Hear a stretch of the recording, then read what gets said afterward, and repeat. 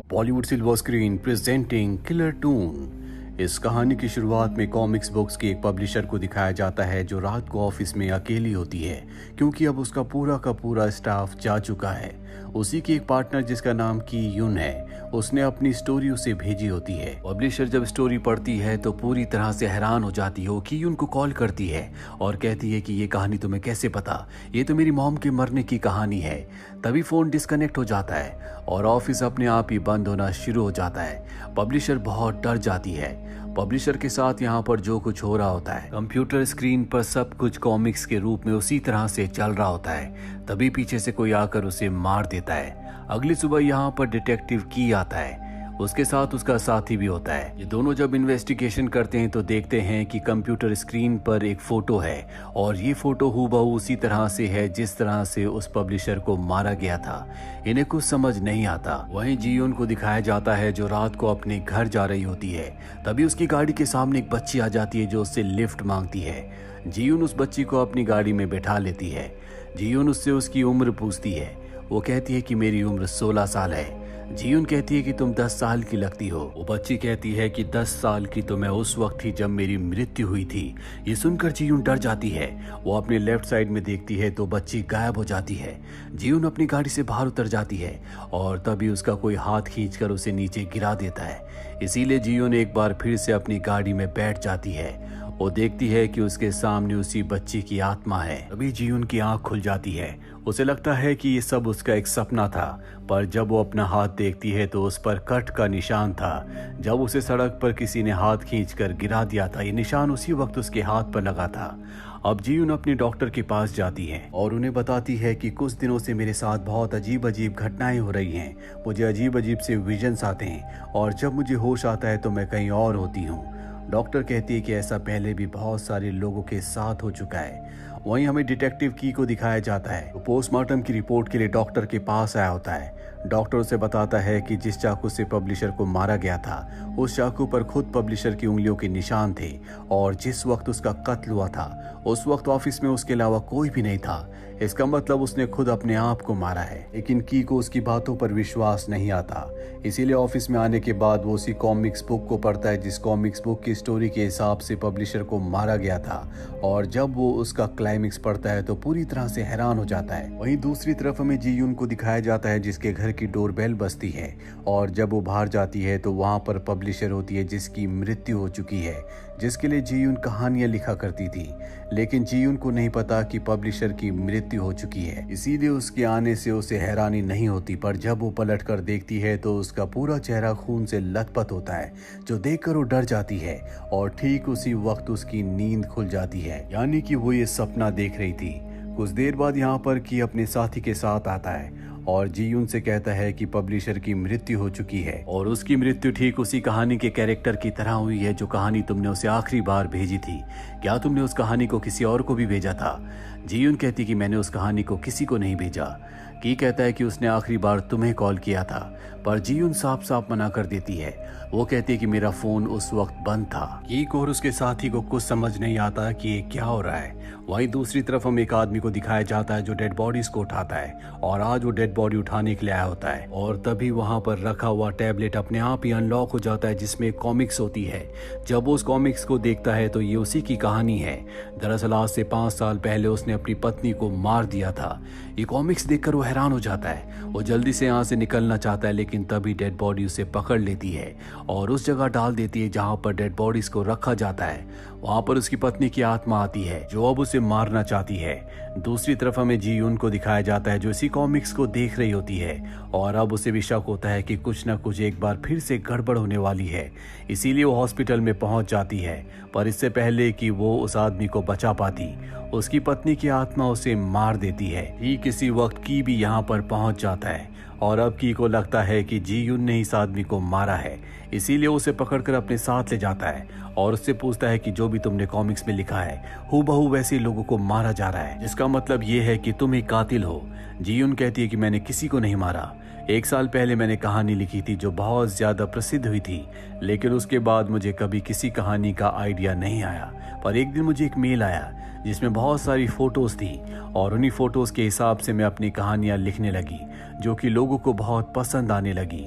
वो मेल मुझे कौन करता है मुझे इस बारे में कुछ नहीं पता और अब सबको यही लगता है कि जो भी जी उनको मेल करता है वही असली कातिल है। आईपी एड्रेस से उस लोकेशन का पता लगा लेते हैं। इनके पास एक बच्ची का केस भी आता है जिसका नाम सीओ है जो कुछ सालों पहले गायब हो गई थी और उसकी आखिरी लोकेशन वही घर होता है जहां से जी उनको मेल आया करते थे। अब वो इस केस की और भी इन्वेस्टिगेशन करता और की को पता चलता है कि आज से 5 साल पहले जीउन उसी घर में रहा करती थी। इसीलिए जीउन को वो उस घर में लेकर जाता है और उससे पूछता है क्या तुम सीओ को जानती थी। वो कहती है कि हाँ, जब मैं यहाँ पर रहा करती थी मेरे पास कोई काम नहीं था। एक दिन मैंने सीओ को देखा वो दीवार पर स्केचेस बना रही थी। तभी कुछ लड़के आकर उसे परेशान करने लगे जिनसे मैंने उसे बचा लिया। इसके बाद हम दोनों की दोस्ती हो गई क्योंकि सीओ का कोई नहीं था। वो मेरे साथ मेरे घर में रहने लगी। पर एक दिन एक लेडी आई जिसने सीओ के ऊपर इल्जाम लगाया कि उसकी वजह से उसके बच्चे की मृत्यु हो गई। उसने जैसे स्केचेस बनाए थे ठीक उसी तरह से उसके बच्चे की मृत्यु हुई। हमारी लैंडलॉर्ड ने कहा कि अगर ये लड़की यहाँ पर रहेगी तो तुम्हें भी यहाँ से जाना होगा। हालांकि मैंने सबको समझाने की कोशिश की लेकिन किसी ने मेरी बात नहीं मानी और अगले दिन जब मैं घर वापस आई तो हमारे घर को किसी ने जला दिया था। उसके बाद मैंने सियोन को कभी नहीं देखा। अब ये उस घर के अंदर जाते हैं जिसे कभी किसी ने जला दिया था। वहां पर एक कंप्यूटर होता है और जब ये कंप्यूटर को ऑन करते हैं तो उसमें उसी तरह के स्केचेस होते हैं जिस तरह के स्केचेस कोई जियोन को मेल किया करता था। की कहता है कि ये काम सियोन का है पर जियोन को नहीं लगता। जियोन कहती है कि वो ऐसा नहीं कर सकती। अब ये दोनों के दोनों एक रेस्टोरेंट में आ जाते हैं जहां पर इन पर कोई नजर रख रहा होता है। तभी की के साथी का उसे कॉल आता है। साथ ही यहाँ पर जियोन को एक मैसेज आता है जो कि सीओ का होता है जिसमें लिखा होता है कि तुम मेरे पुराने वाले घर पर आ जाओ। ये मैसेज पढ़कर वो पूरी तरह से घबरा जाती है और की गाड़ी लेकर सियोन से मिलने के लिए निकल पड़ती है। हालांकि की उसे रोकने की कोशिश भी करता है लेकिन वो उसे रोक नहीं पाता। जियोन सीधा सियोन के पुराने घर पर जाती है। जब वो चारों तरफ देख रही होती है तभी उस पर कोई हमला करता है जिससे वो बेहोश हो जाती है। वहाँ की भी परेशान होता है कि जियोन कहाँ चली गई। वो अपने साथी को कॉल करता है। उसका साथी कहता है कि वो कहाँ जा सकती है, अभी कुछ वक्त पहले वो तुम्हारे साथ रेस्टोरेंट में थी। ये बात सुनकर की को उस पर शक हो जाता है क्योंकि की ने उसे नहीं बताया था कि जियोन उसके साथ रेस्टोरेंट में थी।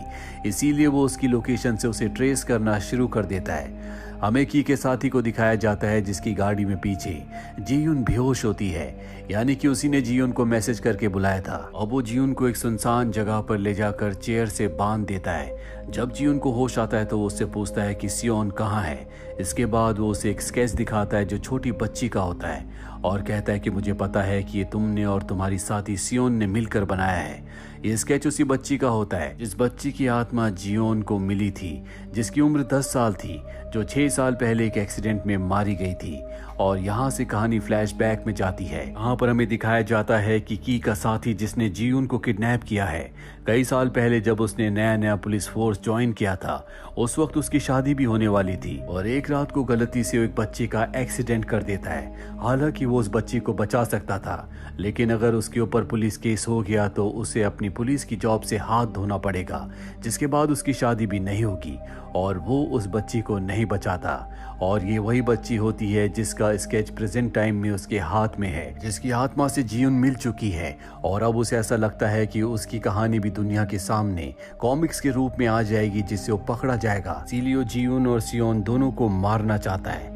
इससे पहले कि वो जियोन को मारता यहाँ की लाइट अपने आप ही चली जाती है और उस बच्ची की आत्मा यहाँ पर आ जाती है जिसका एक्सीडेंट उसने आज से 6 साल पहले किया था। यहाँ पर अब की भी आ जाता है जो देखता है कि जियोन को बांधा हुआ है और तभी वो देखता है कि उसका साथी वहाँ सामने बैठा है जिसके हाथ में गन है। ये अपने साथी से कहता है कि गन नीचे रख दो। उसका साथी कहता है कि मैं ये खुद नहीं कर रहा बल्कि उस बच्ची की आत्मा मुझसे करवा रही है और तभी गोली चल जाती है और उसके साथी की मृत्यु हो जाती है। ये अपने साथी की मृत्यु से बहुत ज्यादा परेशान होता है और जब वो अपने ऑफिस में बैठा होता है तभी उसकी कोलीग वहां पर आती है जो की को वही स्केच देती है जो उसी बच्ची का है जिस बच्ची का एक्सीडेंट की के साथी की गाड़ी से हुआ था। ये जब स्केच को ध्यान से देखता है तो उसे याद आता है कि इसी तरह के कैरेक्टर की कॉमिक्स जियोन ने लिखी थी और अब उसे जियोन पर पूरा शक हो जाता है। वहीं जियोन को दिखाया जाता है जिसे एक बार फिर से मेल आता है और जब वो उस मेल को खोलती है तो इस बार कॉमिक्स में चित्रों में उसी की कहानी होती है। इस कहानी में सियोन की कहानी का भी जिक्र होता है। जब सियोन बहुत छोटी थी तो उसे स्केचेस बनाने का बहुत शौक था। उसकी मॉम की मृत्यु हो चुकी थी और एक दिन उसके पिता उसे घर से निकाल देते हैं क्योंकि उनका ये कहना था कि सियोन उसे उनकी पत्नी की याद दिलाती है। और यहाँ पर हमें सियोन के पिता को दिखाया जाता है जो वही आदमी होता है जिसने अपनी पत्नी को मारा था, जो हॉस्पिटल से डेड बॉडीज को उठाने का काम किया करता था। इस कहानी में सियोन ने यह भी बताया होता है कि जब वो छोटी थी उसके पिता ने उसे घर से निकाल दिया था। इसके बाद उसे आत्माओं की आवाज़ सुनाई देने लगी, जिसके बाद जो भी आत्माएं उसे कहानियां सुनाती वो उनके स्केचेस बनाती। बचपन से वो स्केचेस बना रही थी, इसीलिए उसके पास बहुत सारे स्केचेस थे। और जब वो जियून से मिली थी तो जियून ने उसके स्केचेस देखे थे, जिसके बाद जियून को आइडिया आया और उसने उसी के स्केचेस की, उसी की पेंटिंग के हिसाब से कहानियां लिखना शुरू कर दिया, जो कहानियां बहुत ज़्यादा फेमस हो गई। पर जब सियोन को ये बात पता चली तो उसने उसे कहा कि ये सब उन लोगों की कहानियां हैं जिनकी अब मृत्यु हो चुकी है, तुम्हें इन कहानियों को पब्लिश नहीं करवाना चाहिए। लेकिन अब जियून के मन में लालच आ चुका है क्योंकि इन्हीं कहानियों के बलबूते पर वो एक फेमस राइटर बन चुकी है, जहाँ पहले उसके पास काम नहीं था। अब हर कोई उससे कहानियां लिखवाना चाहता है। हालांकि उसे सियोन मना करती है, लेकिन वो समझ जाती है कि अब जियून उसकी बात नहीं मानेगी, इसीलिए घर को आग लगा देती है और जियून से कहती है कि तुम मेरे स्केचेस अब नहीं ले जा सकती। इस बात पर जियून को गुस्सा आता है। इन दोनों के बीच में हाथापाई होना शुरू हो जाती है और इसी हाथापाई के दौरान जियून सियोन को मार देती है, जिसके बाद उसके सारे स्केचेस लेकर इस जगह से निकल जाती है और उसी के स्केचेस, उसी की कहानियों के बलबूते पर आज वो बहुत बड़ी राइटर बन चुकी है। पर जब उसने सियोन को मारा था तो उसके अंदर जितनी भी शक्तियां थी वो सब की सब जियून के अंदर आ गई थी। इसीलिए वो बार बार इसी जगह पर आती थी जहाँ पर आत्माएं उसे अपनी कहानियां सुनाती थी और वो उन कहानियों के स्केचेस बनाकर खुद अपने आप को मेल कर दिया करती थी। जो आत्माएं उसे कहानियां सुनाया करती थी उसमें एक आत्मा उस पब्लिशर की मॉम की भी थी, जिसकी सबसे पहले मृत्यु हुई थी। दरअसल उसकी मॉम की जब मृत्यु हो रही थी तो उसने अपनी मॉम को नहीं बचाया था, इसीलिए उसकी मॉम की आत्मा ने उसे मार दिया था। दूसरी कहानी थी सियोन के डैड की, जिसने अपनी पत्नी को मार दिया था और सियोन को घर से निकाल दिया था। इसीलिए बाद में उसकी पत्नी की आत्मा उसे मारकर अपना बदला ले लेती है।